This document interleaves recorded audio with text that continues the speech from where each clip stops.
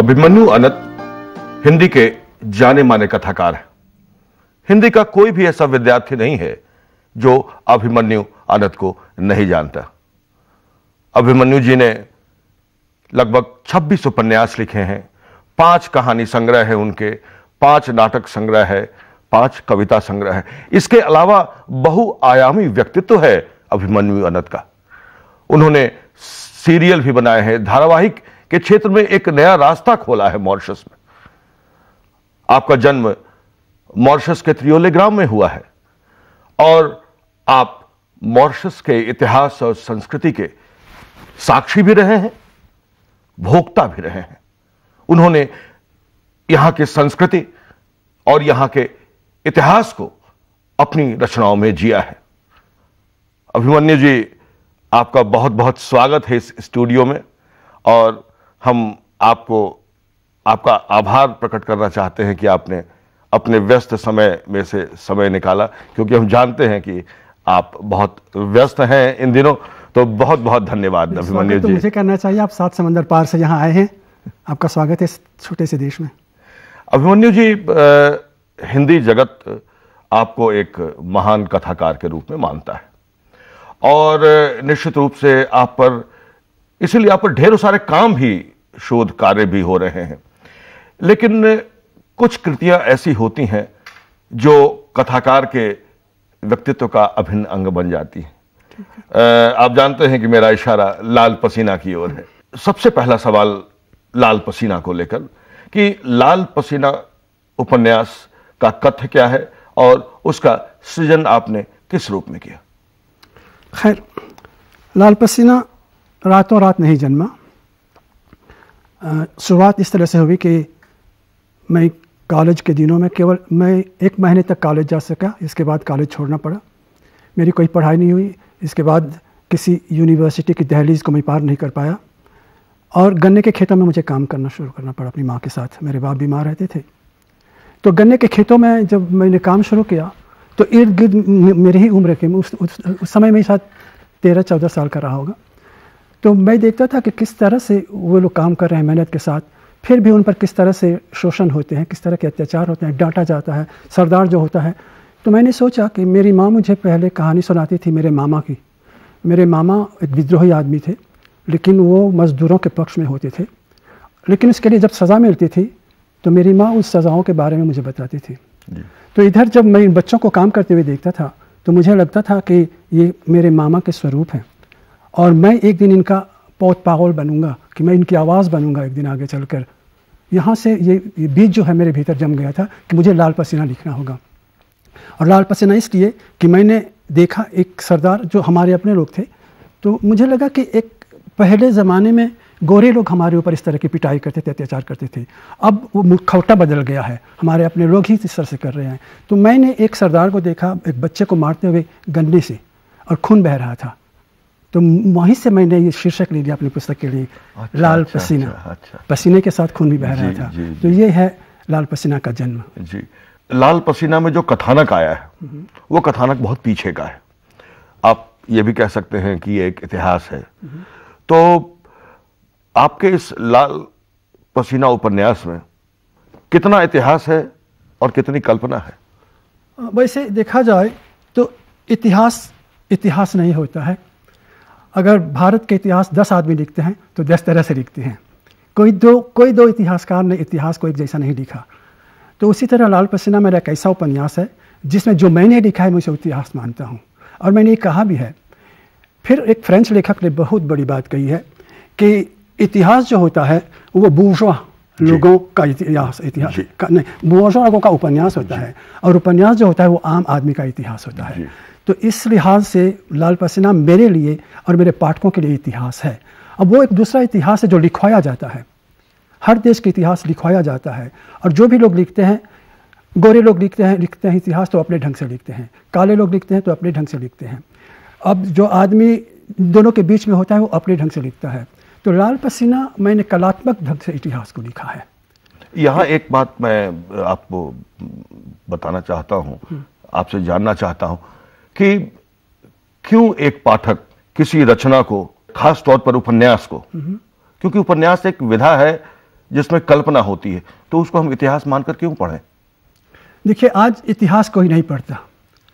जिस तरह से ज्योग्राफी की किताब केवल वही पढ़ते हैं जो ज्योग्राफी पढ़ाते हैं और जिनकी ज्योग्राफी से ये होता है, लेकिन साहित्य जो होता है उसे सभी लोग पढ़ते हैं।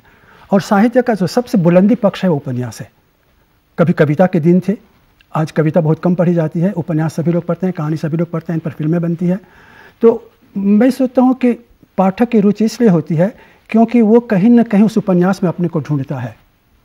जैसे कि मैं जब ले मिज़ेराब पढ़ा था यूगो का, तो मैं वो जॉन वैल्जेन जो था, मुझे लगता था कि मैं उसको जी रहा हूँ, इसकी पीड़ा को, और मैंने यही माना था कि मैं जो लिखूंगा मेरे पाठक इसको जिए, इसको महसूस करें। लेकिन इतिहास और ऐतिहासिक उपन्यास में अंतर होता है। इतिहास तथ्यों पर आधारित होता है, उपन्यास तथ्य और कल्पना पर। आप लाल पसीना को किस रूप में देखते हैं खुद, एक ऐतिहासिक उपन्यास के रूप में या इतिहास के रूप में? नहीं, इतिहास है।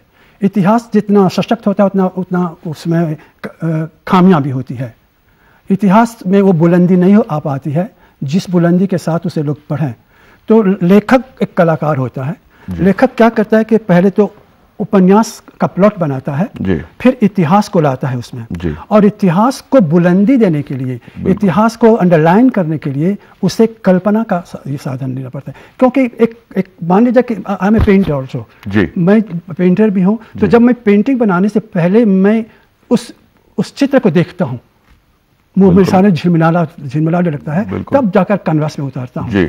तो इसीलिए इतिहास को सशक्त बनाने के लिए एक हर लेखक को जिन्होंने भी इस तरह के उपन्यास, चाहे स्टेनबेक हो, चाहे कभी कहीं आपके यहाँ के जितने लेखक हैं, उनको इसीलिए कल्पना का साधन लेना पड़ा, क्योंकि कल्पना के साथ उस सत्य को उजागर करते हैं, उस सत्य को सशक्त बनाते हैं। बिल्कुल अभिमन्यु जी, मैं आपकी इस बात से सहमत हूँ कि ऐतिहासिक उपन्यास में इतिहास का एक महत्वपूर्ण योगदान होता है। लेकिन क्या एक ऐतिहासिक उपन्यास लिखने वाले कथाकार को इतिहास का अतिक्रमण करना चाहिए या इतिहास के दायरे में लिखना चाहिए अपनी कथा? नहीं, फिर यह बात ऐसी हो गई कि एक पेंटर जो है वो पहले चित्र बनाता है, फिर चित्र के आधार पर कैनवास तैयार करता है, तो थोड़ा उल्टा हो जाता है। जबकि मैंने ऐसा नहीं किया। मैंने इतिहास को इतिहास के दायरे में रखा है।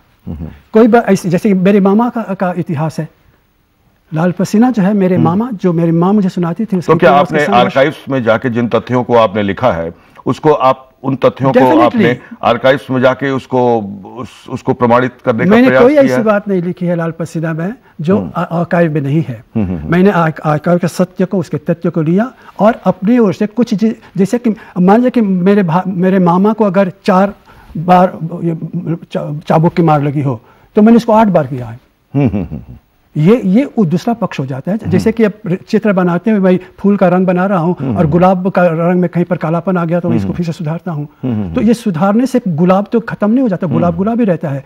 तो मेरे जोड़ने से इतिहास टूटा नहीं है, इतिहास मजबूत हुआ है। जी बिल्कुल अभिमन्यु जी, आपने सही बात कही कि आपकी कल्पना ने आपके इतिहास को मजबूत बनाया है, आपके देश को।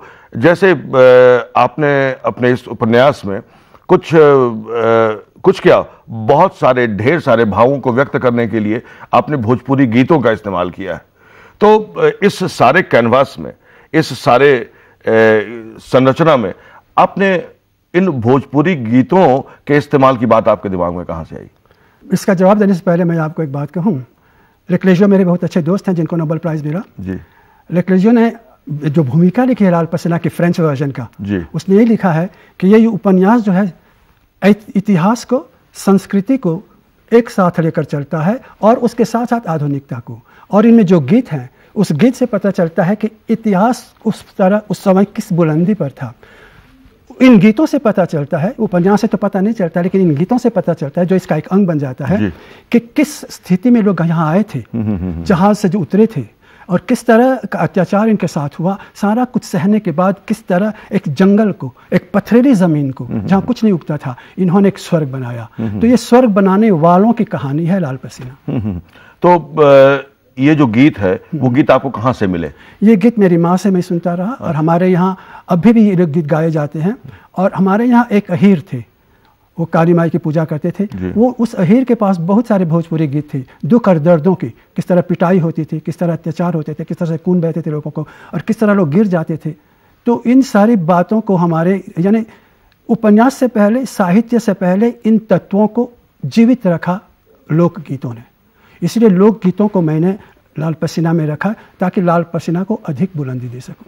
ये अभिमन्यु जी, आपने अपने इस उपन्यास में रामायण का भी जिक्र किया है, रामचरितमानस के पाठ का, फिर आपने बैठकों का चित्रित किया है कि जहां लोग सामूहिक रूप से चर्चा करते थे और फिर आगे आंदोलन की तैयारी करते थे। आज क्या स्थिति है इन बैठकों की और रामचरितमानस की प्रेरणा देने वाले तत्व के रूप में? देखिए, रामायण हो या कुरान हो या बाइबल हो, इन चीज़ों की एक बहुत बड़ी भूमिका है। जब हमारे लोग आए थे तो जहाज़ में उनके साथ एक छोटी सी झोली थी और उस झोली में एक हनुमान चालीसा, इससे ज़्यादा कुछ नहीं था। यहाँ पर आने के बाद किसी तरह उन्होंने हस्तलिखित, हमारे यहाँ आज भी आपको, अगर आप MGI में जाएंगे जहाँ मैं 25 साल तक रहा, वहाँ आप भी देखेंगे कि हस्तलिखित रामायण है। तो लोग अपने साथ हस्तलिखित रामायण लाए थे और कुछ लोगों ने यहाँ लिखा। रामायण की ज़बरदस्त भूमिका है हमारे लोगों में। रामायण ने उनमें आस्था पैदा की, रामायण ने उनको सशक्त किया, रामायण ने उनको ये आवाज़ दी कि आप सवाल करना सीखें, आप अपने मालिकों के सामने हमेशा झुक कर न रहें, आप अपने अधिकार की मांग करें। तो इस तरह से रामायण की भूमिका बहुत ही ज़बरदस्त है और बहुत ही बुलंदी है इसमें। आपने बहुत सारे प्रयोग किए, जैसे एक प्रयोग तो ये किया है कि ये लाल पसीना जो उपन्यास है, और एक तरह से उसकी त्रि कथा, आपने उस कथा को आगे बढ़ाया है। गांधी जी बोले थे और एक उपन्यास और पसीना बहता रहा। तो आपने पहले से कोई योजना बनाई कि मैं 3 उपन्यास लिखूंगा एक कथा श्रृंखला के रूप में, या वो आगे बढ़ता गया नहीं मामला? मैं उपन्यास बहुत पढ़ता था और कई ट्रायलॉजी पढ़ने को मुझे मिला। तो मैंने जब उपन्यास की बात, क्योंकि मुझे लगा कि इसकी फलक बहुत चौड़ी होनी चाहिए, बहुत बड़ी होनी चाहिए, तो ये तो एक पुस्तक में पूरा नहीं कर पाऊंगा मैं। तो पहले ही से मैंने तय कर लिया था कि लाल पसीना को मैं 3 भागों में लिखूंगा, एक त्रयी कथा के रूप में, और एक त्रयी कथा ही है वो।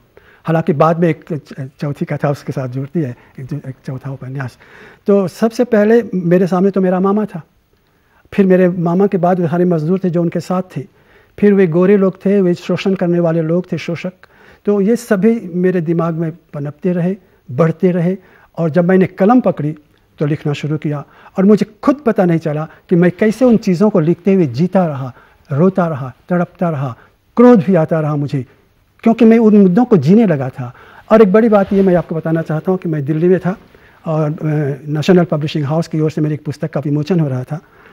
अज्ञे जी थे वहाँ पर। अच्छा। विश्व प्रभाकर जी थे, बहुत सारे लोग थे। तो अज्ञे जी ने मुझसे कहा कि अभिमन्यु, मैं तुम्हें यहाँ सारिका, धर्मयुग, हर पत्रिकाओं में पढ़ता रहता हूँ, तुम्हारे किताब मुझे पढ़ने के नहीं मिले, लेकिन थोड़ा सा मैंने लाल पसीना के बारे में पढ़ा। तो मैं सवाल करने लगा अपने से कि जो आदमी अपने बारे में लिखता है, अपनी आप बीती के बारे में लिखता है, वो 150 साल पीछे क्यों गया लाल पसीना लिखने के लिए? तो मैंने उनसे कहा कि देखिए, मेरी माँ मेरे मामा की कहानी मुझे सुनाती थी। मेरे मामू जो थे वो एक विद्रोही थे, रिबेल था। तो मेरे मामा पर तो बौछारें पड़ती थी चाबुक की और गन्ने की, और वो दुखी होता था।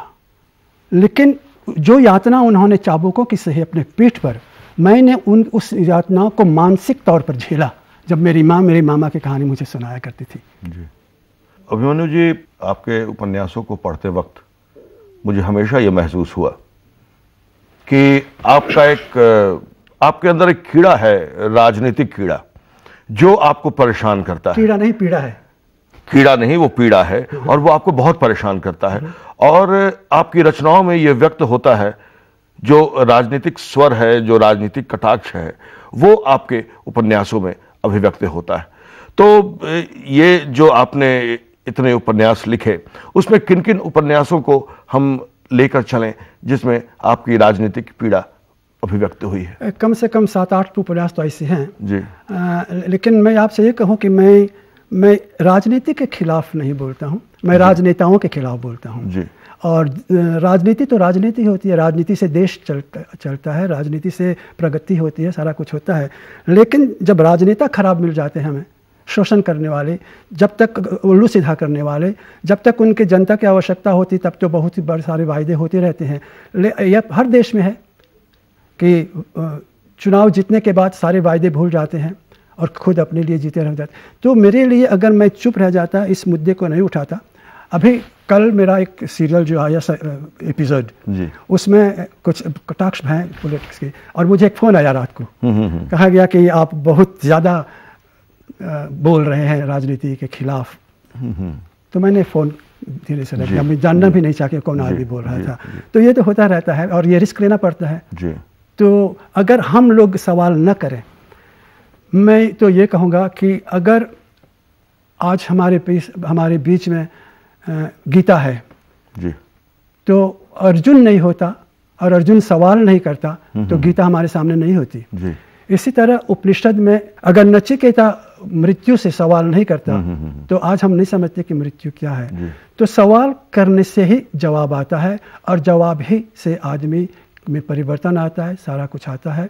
तो मैंने सवाल किया है और सवाल जिस दिन सवाल करने का अधिकार छीन लिया जाता है आदमी का, उस तरह वह देश तबाह हो जाता है, वह जाति तबाह हो जाती है।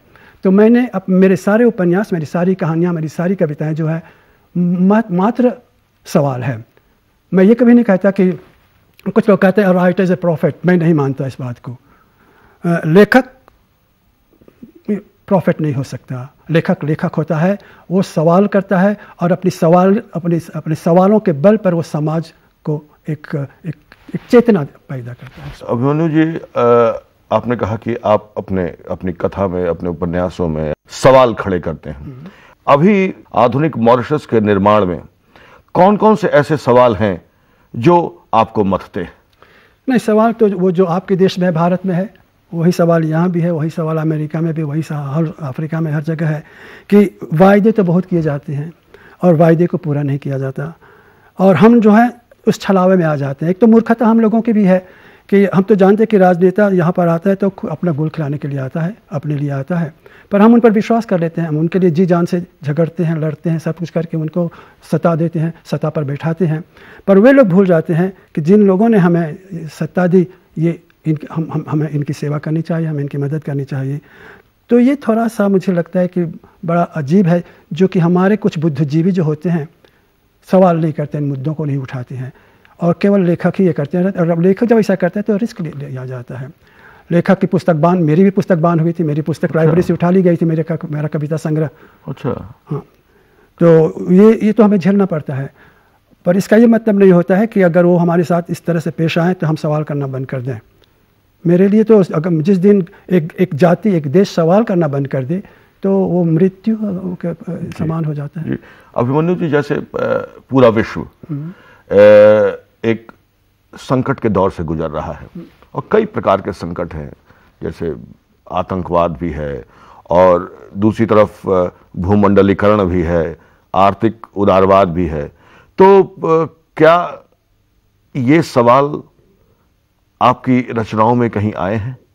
आए हैं, बहुत कम। आतंकवाद भी पर मैंने बहुत कम लिखा है क्योंकि हमने उस तरह का आतंकवाद नहीं देखा है जो दूसरे देश में हो रहे हैं। ये मैं कहने का मतलब है कि आतंकवाद बिल्कुल नहीं है मॉरिशस में, ये गलत होगा। लेकिन वो आतंकवाद नहीं है जिसका स्वरूप हम टेलीविज़न पर देखते हैं, अखबारों में पढ़ते हैं। उस तरह का अभी तक हमारे देश को भगवान ने, पता नहीं कुछ उनका हाथ हमारे ऊपर है कि उस तरह का आतंक यहाँ नहीं हुआ है। हाँ, लेकिन एक दूसरे तरह का आतंक, जो शोषण है, एक दूसरे तरह के आतंक के रूप में शुरू हो गया था हमारे यहाँ बहुत पहले से। और आज भी हमारे यहाँ कुछ लोग हैं जो आतंक तो नहीं है, आतंकवाद तो नहीं है, लेकिन कहीं ना कहीं आतंक का माहौल पैदा करने में लगे हुए हैं। और हमको कुछ लोग हैं जो इसको खंडित करते हैं और इससे मुक्त करने की अपनी प्रक्रिया में बने रहते हैं। आपके उपन्यासों में स्त्री चरित्र आए हैं और बहुत जुझारू चरित्र हैं। मैं ये जानना चाहता हूं कि जो नारी चरित्र हैं आपके उपन्यासों में, और खास तौर पर मैं ध्यान दिलाना चाहूंगा आपका स्त्री विमर्श की ओर। तो आपकी कथाओं में, आपके उपन्यासों में स्त्री विमर्श का कौन सा पक्ष उभर कर सामने आता है? मेरे कई पाठक हैं, खास करके लड़कियां। वैसे भी लड़कियां ज़्यादा पढ़ती हैं मुझे। तो मैंने ये कहना चाहा है अपने उपन्यासों में कि नारी हृदय जो है एक महान हृदय है और नारी की जो ताकत होती है एक बहुत ही आंतरिक ताकत होती है, क्योंकि मर्द जो है टूट जाता है और नारी का हाथ ही उसके कंधे पर आता है, तब जाकर उसकी हौसला अफजाई होती है। तो मेरे लिए कई जो मैंने कहा कि कई लोगों ने एक बात कही है कि अभिमन्यु जी आप लगता है कि नारी हृदय के जादूगर हैं और किसी ने कहा कि शरद बाबू के नारी चरित्र और आपके नारी चरित्र में एक समानता है। तो मुझे इससे खुशी होती है, क्योंकि मैंने अपनी माँ से बहुत कुछ सीखा। मेरी माँ सबसे बड़ी गुरु मेरी रही और मेरी माँ दुबली पतली नारी थी, लेकिन उनके भीतर जो सशक्त थी, वो जो ताकत थी, जो अंदरूनी ताकत थी, वो मैंने फिर कहीं किसी नारी में नहीं देखा। तो इसलिए मेरे जितने पात्र हैं नारी पात्र, उसमें कहीं ना कहीं मेरी माँ की झलक है। मेरी महबूबा की झलक तो नहीं है लेकिन मेरी माँ की झलक है। अच्छा, आपने जैसे ये एक ताज़ा उपन्यास आपका आया है मेरा निर्णय, उसमें मुझे ऐसा लगा उस उपन्यास को पढ़कर कि आप अपने पात्रों को, खास तौर पर स्त्री पात्रों को, एक आर्थिक स्वतंत्रता देने के पक्षधर हैं। तो क्यों क्या महिलाओं को अपने पारिवारिक दायरे से आगे बढ़कर और आर्थिक आज़ादी देने से कहीं परिवार टूटेगा नहीं? नहीं, जुड़ेगा इसलिए क्योंकि यहाँ पर उस तरह की प्रथा नहीं है, यहाँ एकदम शोषित नहीं है नारी। लेकिन आज नारी जो है यहाँ पर हर जगह जहाँ भी मर्द है, पुरुष है, वहाँ नारी पहुँच गई है। आज से 40 साल पहले, 50 साल पहले इस तरह की कोई घटना घट जाती थी तो बड़ा अजीब लगता था। हमारे यहाँ जैसे कि मेरे सीरियल का भी एक एपिसोड आया था जिसमें लड़कियों को कॉलेज जाने से रोका जाता था। तो ये 20 साल 25 साल पहले की बात थी, आज नहीं है। लेकिन फिर भी आज स्त्री कहीं ना कहीं कुछ लोगों के द्वारा शोषित है, मानना पड़ेगा। कहीं ना कहीं मर्द अपनी मर्दानगी पर उतर आया है कहीं ना कहीं, और इसको रोकने के लिए ज़रूरी होता है कि गानों में भी इस तरह की आवाज़ें आ रही है, कहानियों में, कविताओं में, उपन्यासों में इस तरह की आवाज़ आ रही है, और जो कि जायज़ है। और ये कहना कि भारत में नारी पर शोषण नहीं है आज, तो गलत होगा। अमेरिका में है शोषण, फ्रांस में है, हर जगह है शोषण नारी पर, कहीं ना कहीं दूसरे रूप में है। पहले जैसा नहीं है, कम हुआ है, लेकिन शोषण आज भी है। और हम चाहते हैं कि ये शोषण खत्म हो, और अपनी रचनाओं के जरिए हम करना चाह रहे हैं। मीटिंग करके किसी मंच पर जाकर माइक के सामने बोलकर नहीं करना चाहते हैं। हम चाहते हैं कि लोग महसूस करें। पुस्तक पढ़ने से महसूस किया जाता है। आपके उपन्यासों में बहुत बार और कई बार प्रेम का चित्रण है, और बहुत सरस प्रेम का आप चित्रण करते हैं। तो ये जो प्रेम कथाएं आपने अपने अलग अलग उपन्यासों में उठाई हैं, ये प्रेम कथाएं आई कहाँ से अभिमन्यु नद के भीतर? प्रेम तो बड़ा स्वाभाविक चीज़ है ना, किस में प्रेम नहीं है। जब पंछी में प्यार है, जब दो पंछी डाली पर प्यार कर सकते हैं, हर एक इस डाली से उस डाली पर, तो हमें भी ये आज़ादी है कि हम प्यार करें। और प्यार करना तो कोई हद होती है किसी चीज़ की। अगर आप प्यार को कुछ और बना देते हैं, उसमें लोभ आ जाता है, स्वार्थ आ जाता है, तब तो वो प्यार नहीं रहता। जहाँ लेकिन प्यार अगर इस बात को लेकर किया जाता है कि प्यार से एक संसार बने, प्यार से एक नई भूमिका को हम तैयार कर सकें, तो प्यार तो महान है। वान भट्ट की आत्मकथा में भट्ट और भट्टनी का प्रेम, हजारी प्रसाद द्विवेदी का ये उपन्यास है, और कई आलोचकों ने ये कहा है कि उसमें जो प्रेम कथा आई है वो द्विवेदी जी की कहीं ना कहीं अपनी प्रेम कथा है। मैं तो जानना चाहता था कि अभिमन्यु नद की भी कोई प्रेम कथा इस प्रेम कथा के साथ अनुस्यूत है, और हमारे पाठक अगर इसे जानना चाहते हैं तो हमारे पाठकों को लाभ होगा, विद्यार्थियों को लाभ होगा। नहीं, उपन्यास को नहीं, मेरे सारे जो पात्र हैं, नारी पात्र, सभी फिक्शस नहीं हैं। मैंने उनको जाना है। मैं जब MGI में था, अपने एडिटोरियल डेस्क पर बैठता था, तो बहुत सारी लड़कियां आती थी, वो अपनी कहानियाँ सुनाती थी। तो वे सारी लड़कियों में से मैंने कुछ पात्रों को लिया है जो जीवित हैं, और जिनको मैं बुलाकर उनसे सवाल करता रहा, उनकी बातों को सुनता रहा। और इस तरह से जैसे कि मैंने इतिहास में कल्पना जोड़ी, उसी तरह इनके सत्य में मैंने अपने असत्य को जोड़ा, ताकि अभिमन्यु जी, कुछ आलोचकों का यह मानना है कि आप मॉरिशस के प्रेमचंद हैं। आपके उपन्यासों पर प्रेमचंद का कितना प्रभाव है? खैर, ये बड़े प्यारे लोग हैं जो ऐसा बोलते हैं, लेकिन मैं प्रेमचंद नहीं हो सकता। प्रेमचंद मेरे लिए हिमालय है और मैं मुड़िया पहाड़ हूँ। बस यही फ़र्क है। तो आज आप हमारे स्टूडियो में आए और अपने कथा संसार के बारे में हमारे विद्यार्थियों को, हमारे दर्शकों को आपने रेशे रेशे खोल कर दिखाया। हम अपने प्रिय लेखक को अपने विद्यार्थियों से मिला सके, इसके लिए हम आपके बहुत आभारी हैं। बहुत बहुत नमस्कार।